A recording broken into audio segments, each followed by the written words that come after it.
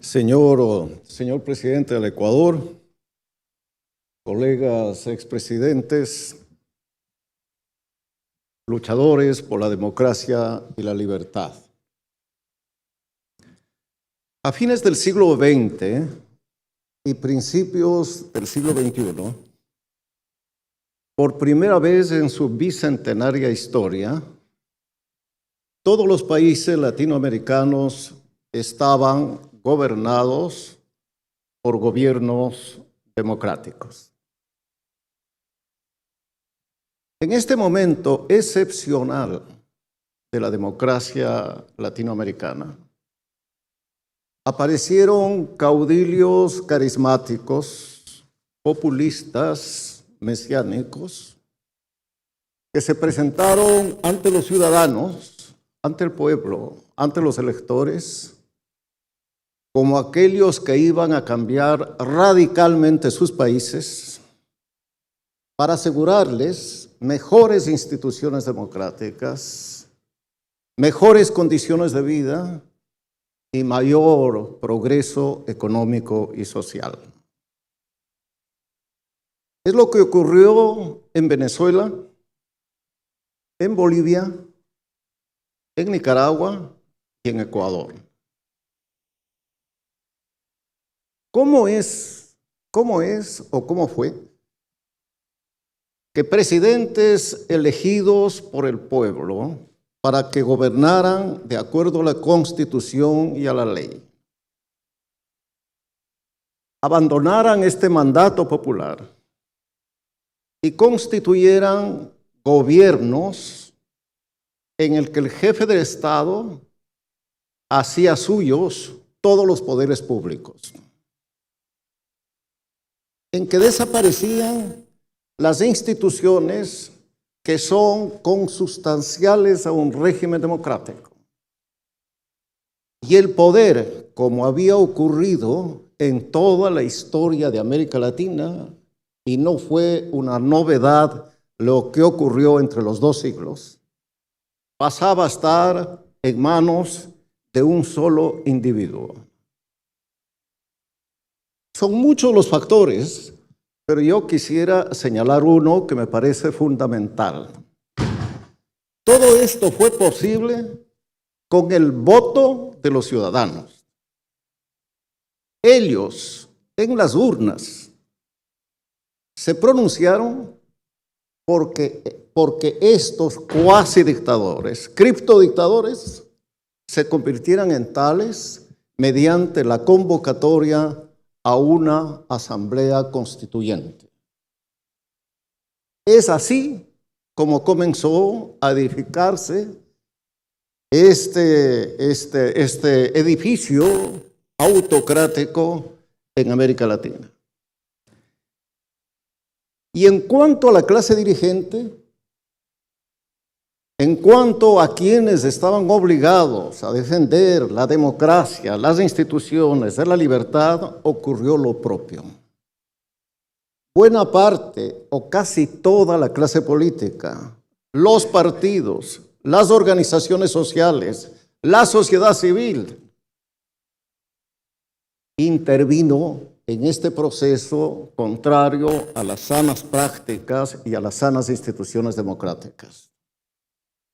En mi país, en el Ecuador, el 80% de los ecuatorianos votaron a favor de que se eche abajo el régimen constitucional y se convoque a una asamblea constituyente. Me atreví a pedirles que reflexionaran y que votaran en contra. Apenas el 11% escuchó mi mensaje. Todos votaron por esta aventura que ellos creyeron iba a ser la solución de todos los males nacionales. ¿Y qué ocurrió en América Latina? Los gobiernos de América Latina miraron positivamente a estos regímenes cuasi autocráticos, impávidos ante un proceso que paulatinamente iba restringiendo libertades, derechos, garantías de los ciudadanos e iba ampliando el poder del presidente de la República.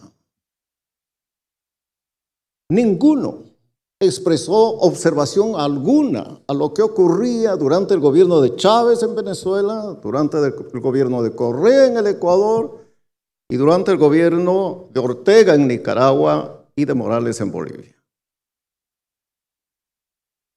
No solo sucedió eso con los gobiernos, lo mismo ocurrió con la Organización de Estados Americanos, que estaba llamada a defender la democracia por mandato de la Carta Democrática Interamericana. Y hablemos con franqueza, fue un solo país, una sola sociedad, la que se preocupó por lo que venía ocurriendo en el continente. Aquel país que había fomentado las dictaduras en América Latina fue el que llamó la atención a estos gobiernos por la forma en que iban aboliendo las instituciones democráticas. Me estoy refiriendo a los Estados Unidos de Norteamérica. El cambio producido en América Latina, en algunos gobiernos, y la elección de presidentes genuinamente democráticos, están aquí en esta mesa, permitió que se conformara el Grupo de Lima, que fue la primera ocasión en que América Latina como tal tenía a presidentes, a gobiernos y a estados que se preocupaban por lo que estaba ocurriendo en los países que mencionaba.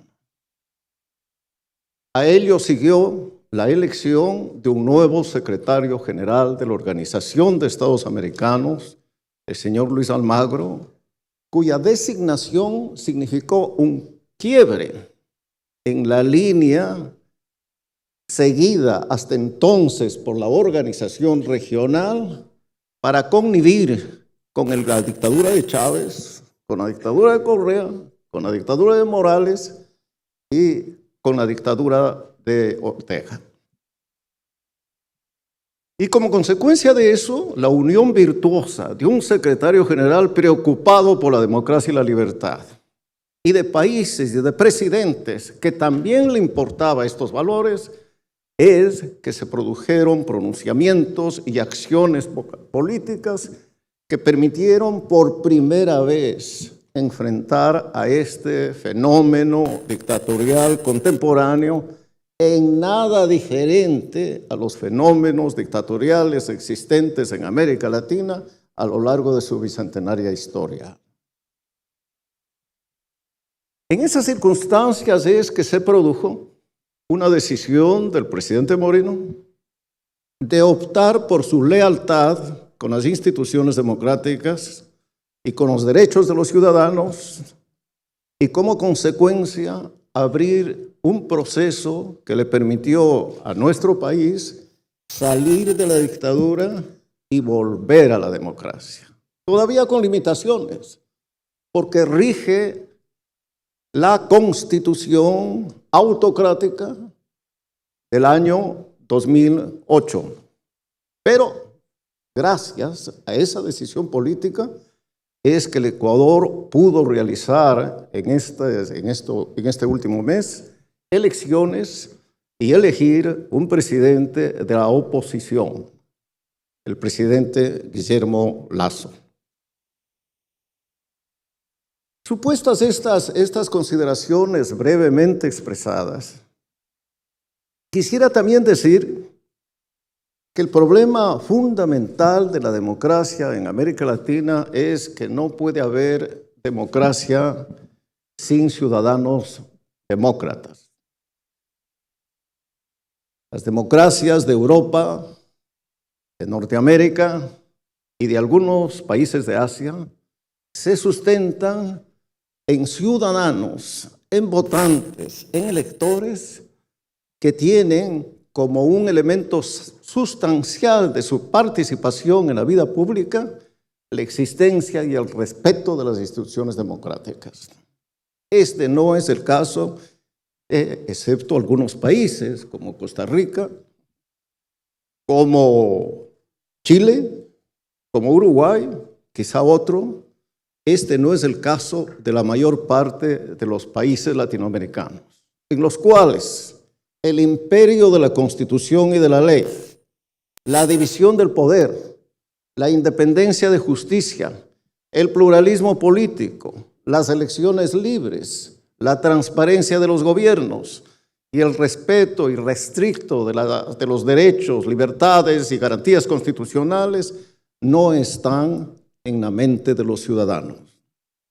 Y mientras eso siga así, aún en el caso de que consigamos que estos tres países, que ya no son democráticos, se conviertan en tales, siempre estará pendiente el riesgo de que vuelvan a establecerse dictaduras.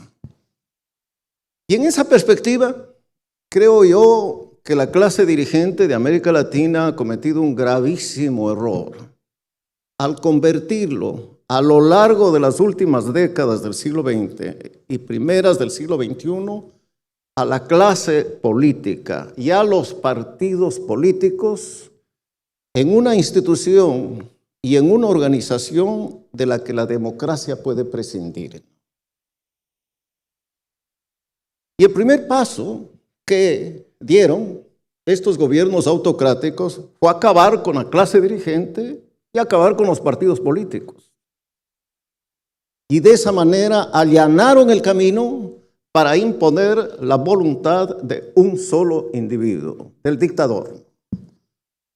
Creo que debemos reivindicar el valor, la importancia y la necesidad de que los países cuenten con una clase política y con partidos políticos. Precisamente esta ausencia explica lo que está ocurriendo en estos días en el Perú. Queda la política librada a la aventura, al albur, a la circunstancia, a lo imprevisible. Bien, volver a tener en América Latina partidos políticos y volver a tener en América Latina una clase política es esencial. Y un último punto que quisiera mencionar es que América Latina es el continente que probablemente más constituciones ha tenido en su historia, largamente por sobre todos los otros países del mundo. ¿Y ha servido de algo que esas constituciones cambien? ¿Ha sido acaso útil las reformas que se hicieron? ¿Ha mejorado la calidad de la democracia? Por eso a mí me preocupa enormemente que en uno de los países en que la democracia era sólida, como es el caso de Chile, se haya convocado a una asamblea constituyente, igual que lo que ocurrió antes en Venezuela, en Ecuador y en Bolivia, con el aplauso de las 4/5 partes o de los electores, de los ciudadanos de ese país. En resumen, pienso yo que tenemos que volver por el discurso, por los principios, por los valores, por las prácticas que antes en algunos países de América Latina y sobre todo en los países que hoy son desarrollados, son los que permitieron llevar adelante no solo sociedades sustentadas en el imperio de la Constitución y la ley, no solo el Estado de Derecho, no solo la independencia de la justicia, sino una vida cotidiana dentro de la democracia, dentro de la libertad, dentro del pluralismo y dentro de la tolerancia. Muchísimas gracias.